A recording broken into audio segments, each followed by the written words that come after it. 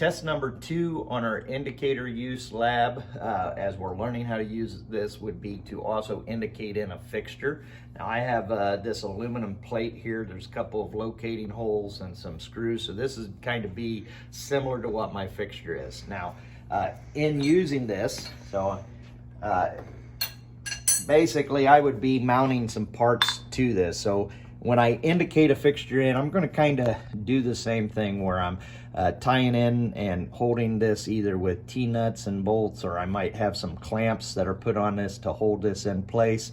And I would again want to indicate all along the rail here. So, and I would want to indicate and locate off of that rail there, so I could do that. Now, there are some other ways that we can kind of make this a little bit easier for us. We can use our rails and we can locate off of the rails. If we've got a piece of metal that's the exact size rail, we can use that and we can kind of push that fixture right up against that rail if we've got enough room. And then we kind of know that that should be parallel because our slots for our T-nuts are perfectly parallel. And we call that locating off of the some other feature on our table here. In this case, we'd be locating off of our T-slots.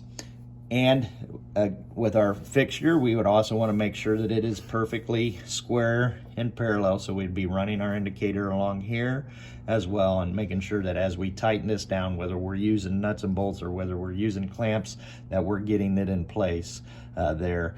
And we would then know for sure that we could count on that fixture, and every part that we put on and off of that fixture would be a good part when we go to machine it.